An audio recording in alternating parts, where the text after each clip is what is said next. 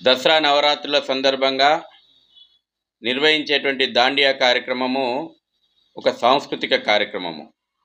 ఇది ఒక కమర్షియల్ కార్యక్రమం కాదు.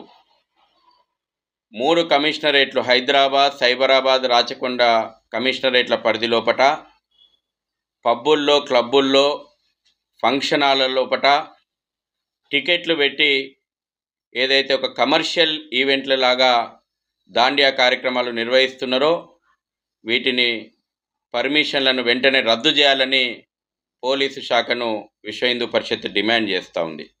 పవిత్రమైనటువంటి నవరాత్రుల లోపట నిర్వహించేటువంటి దాండియా కార్యక్రమాల లోపట ఒక రకమైనటువంటి లవ్ జిహాద్ అనేటువంటి ఒక విషక్రీడ కూడా తెరలేపిరనేటువంటి విషయాలు వెలుగు చూస్తున్నాయి.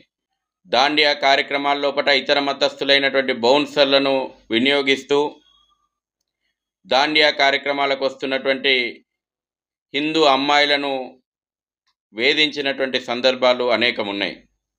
గత రాత్రి కూడా శంషాబాద్ పరిధి లోపట నామ్దారి వాళ్ళు నిర్వహిస్తున్నటువంటి కార్యక్రమం లోపట ఒక హిందూ అమ్మాయి పైన ఆకతాయిలు అకృత్యాలకు పాల్పడ్డారు. పోలీసులు కఠినంగా వ్యవహరించాలి, కఠినమైనటువంటి చర్యలు తీసుకోవాలా. ఈ రకంగా వస్తున్నటువంటి సమాచారం మీద పోలీసులకు పూర్తి స్థాయి సమాచారం ఉన్నా నిరోధించడం లోపట ఎందుకు విఫలమవుతున్నారని చెప్పేసి విహెచ్పి ప్రశ్నిస్తూ ఉంది. కాబట్టి వెంటనే దాండియా కార్యక్రమాలు కేవలం హిందువులకు మాత్రమే అనుమతి ఉండేలాగా అన్య మతస్థుల యొక్క బౌన్సర్లను ఆ ప్రాంతంలో నిషేధాలు విధించేలాగా పోలీసులు చర్యలు తీసుకోవాలా.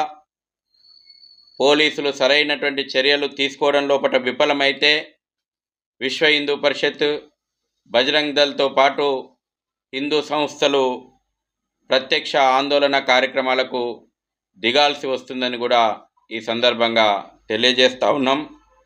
అదే సందర్భం లోపల ఒకవేళ హిందూ అమ్మాయిలపైన దాండియా కార్యక్రమాల లోపల వేధింపులను నిరోధించడం లోపల పోలీసులు కానీ, ప్రభుత్వం కానీ, నిర్వాహకులు కానీ విఫలమైతే జరగకూడని సంఘటనలు ఏమైనా జరిగితే దానికి పోలీసులు, ప్రభుత్వము, నిర్వాహకులే బాధ్యత వహించాల్సి వస్తుందని చెప్పేసి కూడా విశ్వ హిందూ పరిషత్ హెచ్చరిస్తూ ఉంది.